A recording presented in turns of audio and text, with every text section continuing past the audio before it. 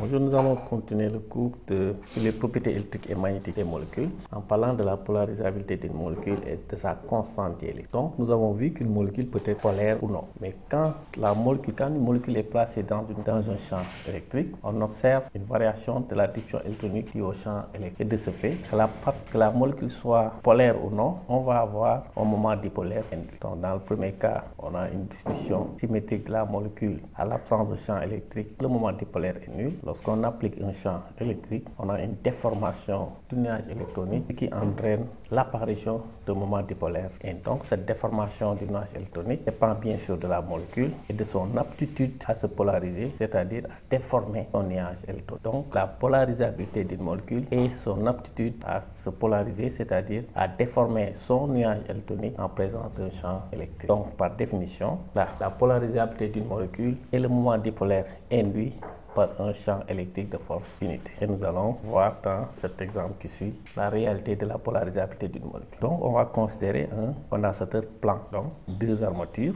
de surface A, l'air de l'armature CA. On peut appliquer un champ électrique ou pas, armature A, armature B. Si bien sûr la différence de potentiel est orientée de B en A, puisqu'ici vous avez les charges positives sur la plaque A et les charges négatives sur la plaque. Les données constantes S surface des armatures, la densité superficielle des charges, ici, U, valeur absolue de la charge portée par chaque armature. Bien sûr, ici, on aura moins Q et ici, plus. La définition, la densité superficielle de charge, c'est bien sûr le rapport entre la charge portée par les armatures, la surface des armatures. La charge du condensateur, toujours, qui est donnée par la relation U égale à U fois C fois U. En analyse électrostatique, vous avez vu dans la première année, deuxième année, le champ électrique entre les armatures est donné par la relation. On est dans le vide à l'absence de champ électrique. E égale sigma sur epsilon. Bien sûr, E est le rapport entre la différence de potentiel et la distance séparant les deux armatures. Ici, le champ électrique créé, puisque vous n'oubliez pas qu'on a toujours un potentiel décroissant, E égale sigma sur epsilon 0 dans le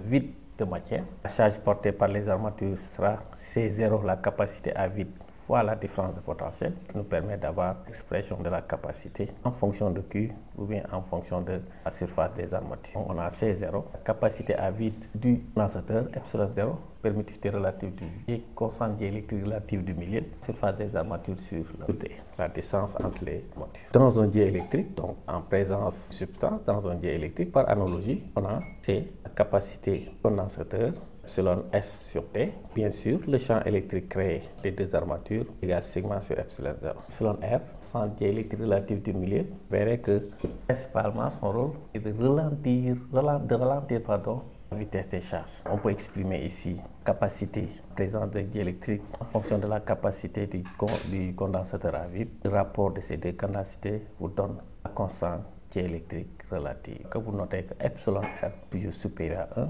epsilon est toujours plus grand que. On va faire une petite application pour mettre en évidence qu'on vient de montrer. Donc vous avez voici l'application 5 d'un condensateur plan de charge Q de capacité dont les plaques de surface S sont séparées d'une distance T. Règne un champ électrique d'intensité 10 puissance 3 volts. Déterminer la surface des plaques. C0 epsilon 0 S sur D permet de calculer, de déterminer la surface des armatures sur C0 et vous avez environ 24. La charge portée par les plaques et la densité de ces charges, U0U, CED, DC0. Vous pouvez calculer la charge en valeur absolue portée par les armatures, et qui nous donne directement la capacité, du moins la surfacique de charge, c'est-à-dire la densité superficielle des charges sur S, et vous avez 0,803.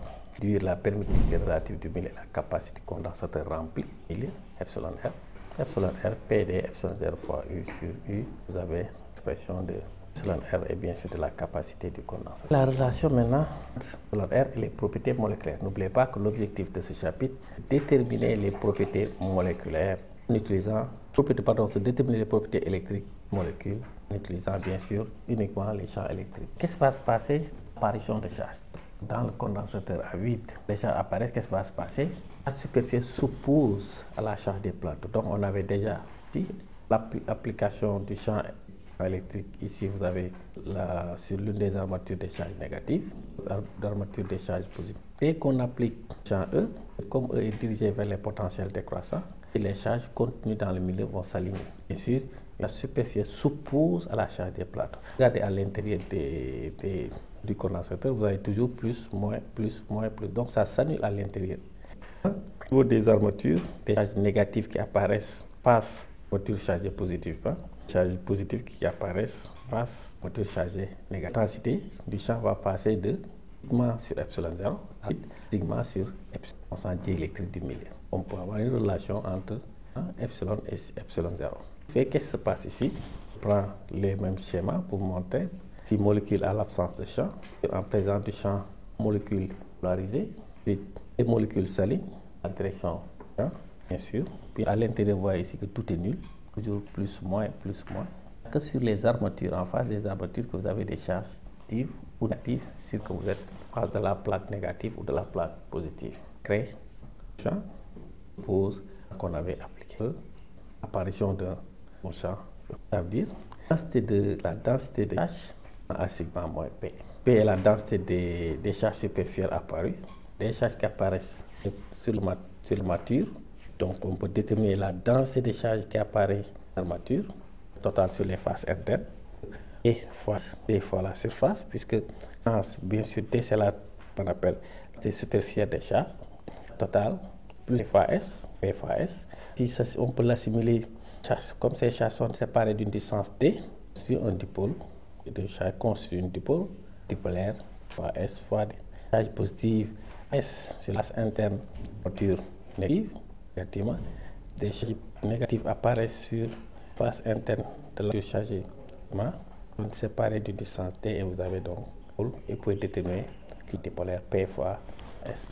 Défini tout à l'heure dipolaire, vous déterminez le moment dipolaire de volume, mu P sur V.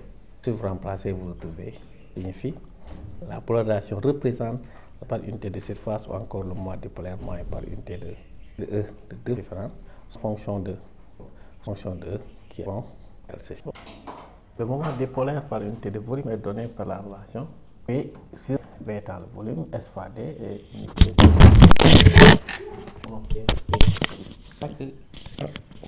de volume exactement à P qui est la densité facile sur les armatures. Définition, la polarisation entre la charge par unité de surface, le moment dipolaire par unité de deux façons différentes. Polarisation, densité sur des charges, le moment dipolaire par unité de volume. Et de ce fait, on peut écrire de deux façons différentes. Sigma sur epsilon, en diélectrique, sans epsilon par epsilon, epsilon R, encore, égale sigma moins P sur epsilon. Dans la surface, la densité surface de charge de l'armature à vide, vous enlevez les appareils comme si vous êtes encore dans le vide. Relation entre P, moment dipolaire par unité de volume, et champ électrique apparu, P égale epsilon, epsilon 0 moins 1. Les pas que epsilon est toujours supérieur à 1, ce qui fait qu'ici la norme de P elle est aussi positive. Or, relation avec epsilon R et epsilon 0, mais décrire pression de epsilon R, sans diélectrique relative du milieu en fonction de P, de la charge qui est et de la charge qui est apparue. On s'arrête ici pour la deuxième partie du cours.